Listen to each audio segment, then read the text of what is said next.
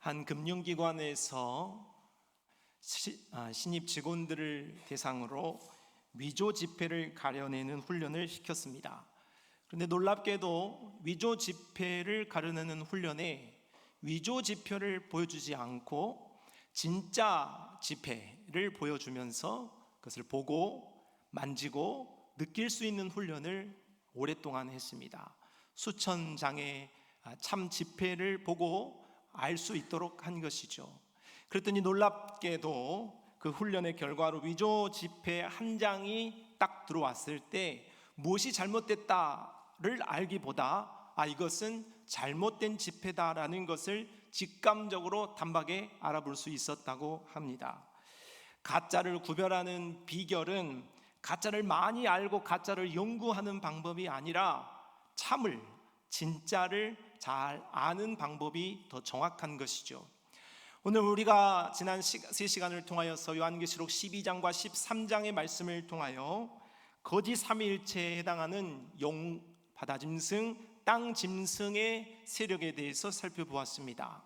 사탄이 정치와 또 종교, 경제, 사회, 문화를 지배하면서 거짓된 모습으로 교회를 공격하고 미혹하고 유혹하는 그런 모습을 우리가 생각해 보았습니다. 우리는 이러한 사단의 모습들에 대해서 잘 알고 분별할 수 있어야 가짜를 분별할 수 있죠. 그러나 더 좋은 방법은 오늘 우리가 참 그리스도인의 모습이 무엇인가를 아는 것이라고 하겠습니다. 우리가 잘못된 것을 자꾸 비판하고 집중하는 것보다 오늘 참된 것이 무엇인지를 알고 그런 방향으로 가도록 우리가 예를 쓰는 편이 더 유익하고 더 옳은 방법이라고 하겠습니다. 그렇다면 오늘 14장에 기록되어져 있는 거짓 삼위일체와 맞서 싸워 이긴 바로 교회의 모습은 어떤 모습일까 한번 생각해 보고 은혜를 나누고자 합니다. 먼저 오늘 거짓 삼위일체와 싸워 이긴 교회의 첫 번째 모습은 시온산에 섰다 하는 것이죠. 1절의 말씀입니다. 어린 양과 함께 시온산에 섭니다. 또 내가 보니 보라 어린 양이 시온산에 섰고, 어린 양은 누굽니까?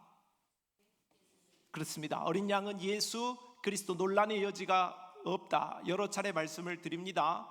어린 양 예수 그리스도, 교회는 혼자가 아닙니다. 항상 어린 양과 함께 선다 하는 것이죠.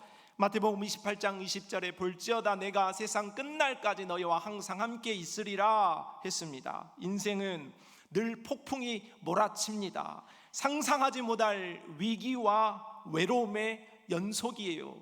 그래서 외롭지 않은 이가 없고 환난이 없는 이가 없으며 문제가 없는 사람은 더더욱 없습니다. 그러나 오늘 우리의 모든 이런 외롭고 힘든 고난의 나그네 길을 가는 우리이지만, 그러나 주님이 오늘 우리 곁에 계시는 줄로 믿습니다. 그러면 어떤 문제도 어떤 상황에도 주님이 곁에 계실 때에 흔들리지 않을 수 있습니다. 사랑하는 성도 여러분, 교회에 된 우리는 홀로 가는 것이 아니라 어린 양 곁에 있습니다. 오늘 주님이 내 곁에 계십니다. 힘을 내시고 담대히 가시기를 바랍니다. 또한 시온산에 섰다 했습니다. 또 내가 보니 보라 어린 양이 시온산에 섰고, 시온산은 어딘가요? 다윗이 바로 예루살렘에서 자신의 성을 세웠던 장소이고 언약궤를 모셔왔던 장소입니다. 그러므로 시온산이라는 말은 하나님의 통치, 하나님의 임재가 있는 장소를 의미하지요. 시편 132편 13절 4절 여호와께서 시온을 택하시고 자기 거처를 삼고자 하여 이르시기를 이는 내가 영원히 쉴 곳이라 내가 여기 거주할 것은 이를 원하였음이로다. 하나님은 시온산에 서셔서 온 땅을 통치하셨듯 이제 어린 양 예수 그리스도가 시온산에 서셔서 온 땅을 통치하신다 하는 말이죠. 교회는 세상의 고난과 마귀의 공격을 받지만 어린 양의 임재 아래 살아가고 있습니다. 우리는 그러므로 하나님의 다스림, 어린 양의 다스림을 받는 패배자가 아니라 승리자의 이름을 확신해야 하지요. 시편 23편 4절 내가 사망의 음침한 골짜기로 다닐지라도 해를 두려워하지 않을 것은 주께서 나와 함께 하심이라. 또한 14만 4천이라고 말합니다. 그와 함께 14만 4천이 서 있다. 14만 4천은 여러 차례 말씀드린 대로 12 구약, 12 신약, 1000 완전. 그래서 12 곱하기 12 곱하기 1000이 14만 4천으로 교회, 모든 우주적인 교회를 의미한다 하는 것이죠. 교회가 시온산에 서는 것이죠. 이마에 이름이 있다 했습니다. 그들의 이마에는 어린 양의 이름과 그 아버지의 이름을 쓴 것이 있더라. 이러한 교회의 14만 4천의 특징은 이마에 어린 양의 이름과 아버지의 이름, 예수의 이름과 하나님 여호와의 이름이 있다 하는 것이죠. 이 모습은 계시록 13장에 짐승에게 이마나 손목에 표를 받은 자, 짐승에게 소속되어 짐승을 따르는 자들과 대조적이죠. 14만 교회는 오직 예수에 속하여 예수를 따르는 자를 의미하는 것입니다. 교회는 그러므로 확실히 예수님 편에 서서 분명히 예수님을 따라야 합니다. 로마서 14장 8절, 우리가 살아도 주를 위하여 살고 죽어도 주를 위하여 죽나니 그러므로 사나 죽으나 우리가 주의 것이로다. 우리는 예수에게 속하여 예수로 살고 예수로 죽는 그런 믿음이 되어야 할 줄 믿습니다. 자, 오늘 교회의 모습은 첫 번째 1절에 나온 대로 시온산의 선자들입니다. 두 번째, 오늘 교회의 모습, 거짓 삼일체와 이긴 자의 모습은 바로 새 노래를 부르는 자들이지요. 2절, 내가 하늘에서 나는 소리를 들으니 많은 물소리와도 같고 큰 우레소리와도 같은데 내가 들은 소리는 검은 고 타는 자들이 그 검은 고를 타는 것 같더라. 시온산에 선 교회가, 어린 양과 함께 선 교회가 새 노래를 부릅니다. 그럼 그 새 노래의 소리가 어떻냐? 오늘 2절 말씀에 많은 물소리 같다, 이 말은 하나님의 위엄과 영광의 웅장함을 말합니다. 큰 우레소리와 같다, 하나님의 말씀의 능력과 권세를 말하지요. 검은 고 타는 소리와 같다, 찬양과 화평의 조화를 말합니다. 그러므로 새노래 하늘의 찬양은 두려움과 경외, 기쁨의 조합으로 올라가는 찬양이라고 할 수 있겠습니다. 교회는 어떤 상황 속에서도 구속의 노래, 새 노래를 부를 수 있어야 합니다. 우리의 삶의 자리는 너무나 힘겹고 분주합니다.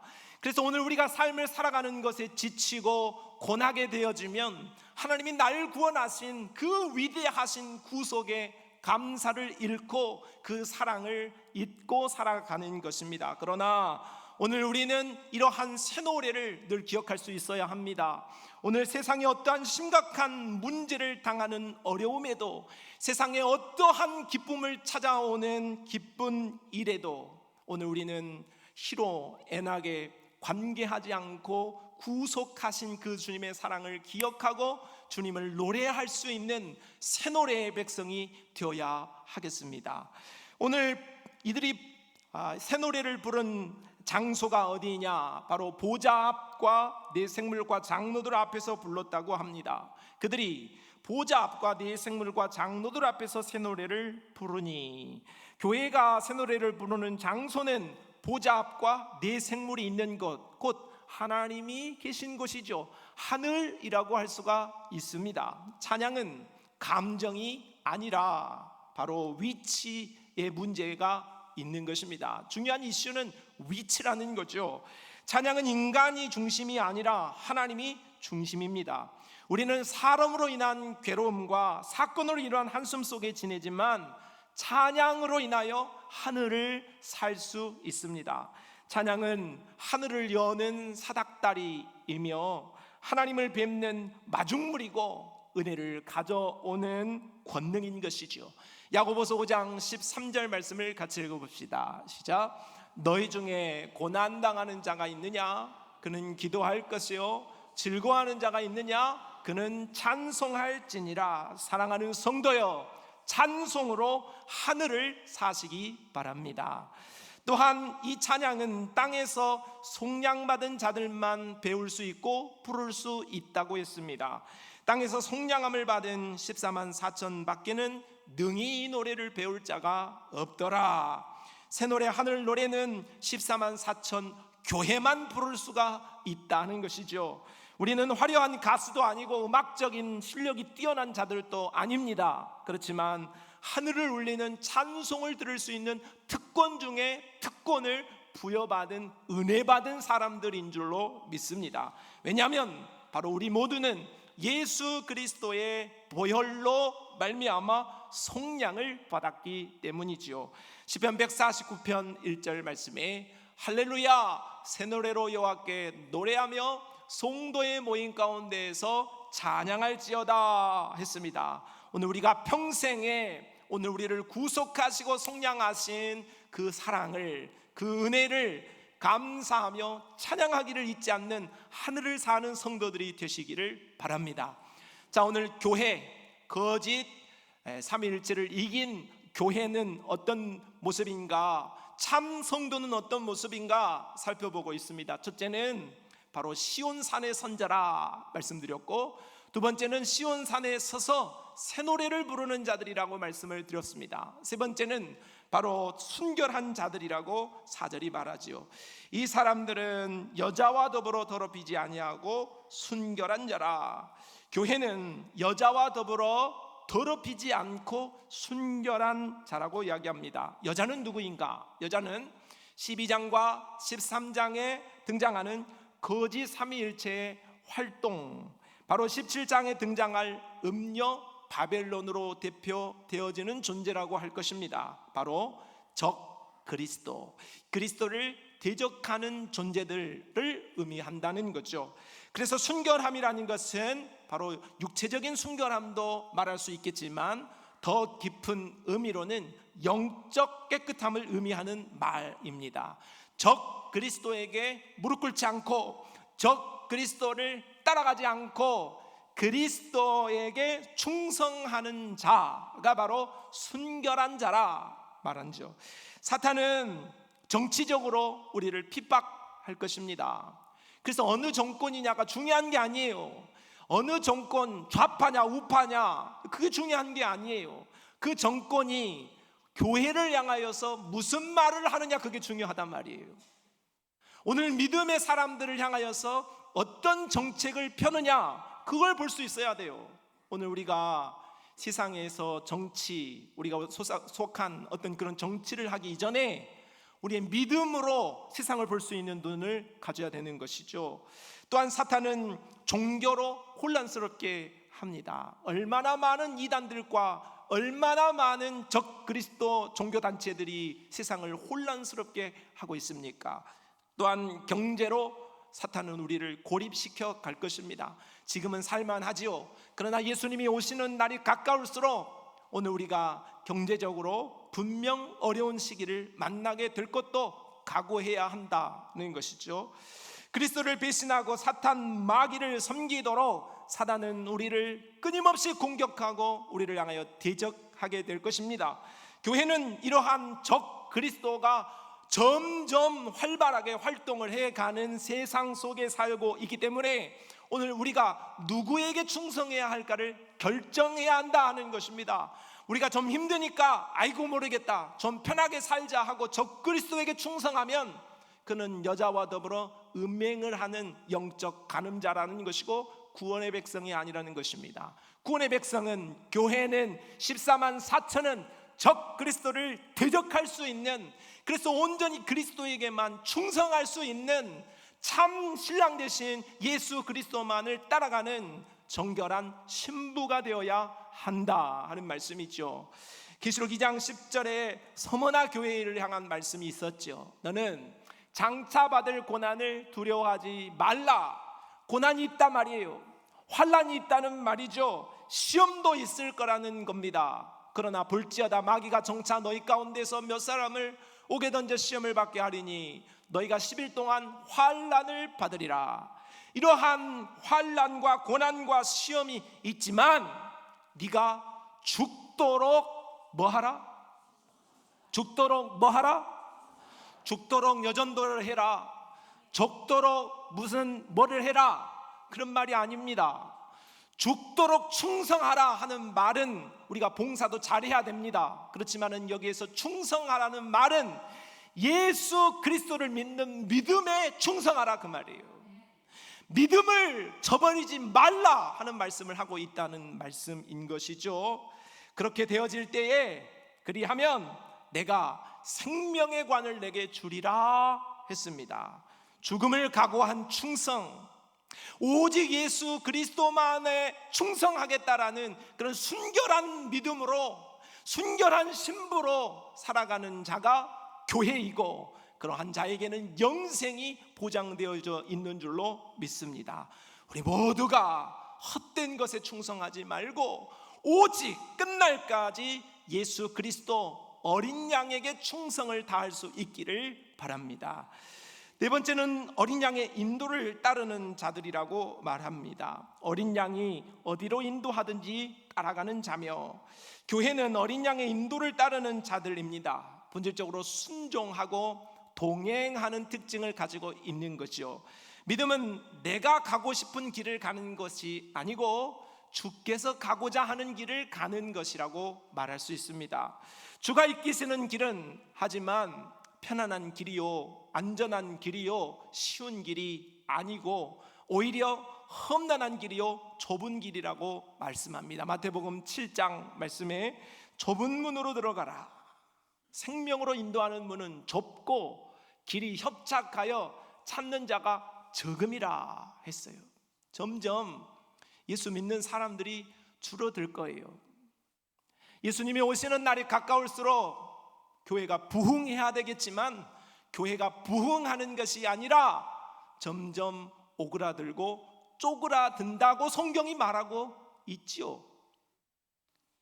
그러므로 오늘 우리가 주께서 말씀하신 그 길이 넓은 길이고 많은 길이 아님을 알아야 합니다. 그러나 우리가 주의 길로 가기로 작정하고 순종하면 그 길이 좁고 따르는 자가 적다 하더라도 그 길은 생명의 길임을 믿습니다. 잠언 3장 5절로 6절 말씀입니다. 같이 읽어봅시다. 너는 마음을 다하여 여호와를 신뢰하고 내 명철을 의지하지 말라. 너는 범사의 그를 인정하라. 그리하면 내 길을 지도하시리라. 성도 여러분, 끝까지 주님이 가고자 하는 길로 가시기를 바랍니다. 내 가고 싶은 길로 가면 편하고 좋고 잘 될 것 같지만 망해요. 그러나 우리 주님이 약속하신 좁은 길, 험한 길, 외로운 길, 힘든 길이라 할지라도 우리 주님이 말씀하신 그 길로 갈 때 우리는 생명을 얻는 성도가 될 줄 믿습니다. 다섯 번째, 어린 양에게 속하였다. 4절 하반절에 말씀합니다. 사람 가운데서 속량함을 받아 처음 익은 열매로 하나님과 어린 양에게 속한 자들이니, 교회는 어린 양에게 속한 자라고 했는데 그 어린 양에게 속하였다 하는 자의 모습은 처음 익은 열매라 하는 거죠. 첫 열매라는 말씀입니다. 출애굽기 23장 19절에 첫 열매에 대한 말씀이 있어요. 같이 읽어봅시다. 내 토지에서 처음 거둔 열매에 가장 좋은 것을 가져다가 너의 하나님 여호와의 전에 드릴지니라. 우리가 추수를 하게 되었을 때에 그 추수한 것에 대한 첫 열매, 가장 좋은 것을 하나님께 드리라는 율법의 말씀이 있었습니다. 처음 익은 열매는 바로 하나님이 주셨습니다. 이거 하나님이 주신 겁니다. 이거 하나님 겁니다 하는 대표성을 갖는 것이고, 또 하나님을 향한 뜨거운 감사와 신앙의 고백이라고 할 수 있는 것이죠. 바로 첫 열매가 된다, 어린 양에게 속한 자는 첫 열매다 하는 말은 오늘 우리가 하나님의 것이므로 하나님에게 헌신되어지고 주의 뜻에 내 삶을 맡기어드리는 자세를 말하는 것입니다. 교회는 하나님 소유임을 믿습니다. 성도 여러분, 여러분은 교회입니까? 여러분은 교회가 맞습니까? 우리는 교회입니다. 교회라는 것은 바로 어린 양에게 속해 있다는 사실이고 첫 열매라는 것이에요. 그래서 내가 내 것이 아니고 내가 주의 것이라는 거예요. 나의 삶이, 나의 소유가, 내게 있는 모든 것이 내 것이 아니고 주의 것으로 첫 열매로 드릴 수 있는 삶이야말로 바로 진정한 교회라 말하는 것입니다. 교회는, 우리는 그러므로 우리의 인생의 스스로 주인이 아니라 하나님이 주인됨을 알 때에 크게 실망할 것도 없고 크게 낙심할 것도 없고 크게 두려울 것도 없습니다. 내 것이라고 생각하니까 빼앗기면, 없어지면 괴로운 것 아닙니까? 그런데 처음부터 다 하나님의 것이라고 생각한다면 주신 이도 여호와시고 취하신 이도 여호와이시니 오늘 우리가 조금 상실감이 있고 눈물이 있다 할지라도 그런가 봅니다. 주님의 뜻대로 행하시옵소서, 이런 믿음이 오므로 오늘 우리가 모든 삶을 살 때 넉넉함이 임하게 될 것입니다. 누가복음 1장 38절 말씀에 마리아가 이르되 주의 여종이오니 말씀대로 내게 이루어지이다 하매. 성도 여러분, 마리아처럼 우리의 인생을 주께 드림으로 오늘 예수 그리스도에게 헌신되어짐으로 오늘 우리가 주와 함께 이 땅에서 함께 은혜를 누릴 수 있는 아름다운 역사가 있기를 바랍니다. 마지막으로 오늘 교회의 모습은 흠이 없다고 5절에 말씀하지요. 그 입에 거짓말이 없고 흠이 없는 자들이더라. 흠이 없다 하는 말은 퍼펙트하다, 완전하다 하는 의미가 아니고 정직함을 뜻합니다. 거짓 삼위일체의 특징은 속임이었어요. 기만하는 것이죠. 자꾸 거짓을 조장하는 것이 바로 악한 영들의 특징입니다. 그렇지만 오늘 우리는 교회이기 때문에 적 그리스도와 반대되는 편에 서 있기 때문에 오늘 교회의 모습은 거짓말을 하지 말아야 되고 바로 흠이 없어야 한다, 진실하고 정직해야 된다, 이런 말을 하고 있습니다. 교인이고 그리스도인이고 분명히 교회에 다니시는 분인 줄 아는데 눈 하나 깜짝하지 않고 거짓말을 해대면 그것은 우리의 모습이 잘못된 것이죠. 오늘 우리는 세상의 백성들과 다른 모습으로 정직해야 되고 정직한 모습으로 살도록 힘을 쓰고 애를 써야 하는 것입니다. 빌립보서 2장 15절로 16절을 읽어봅시다. 시작.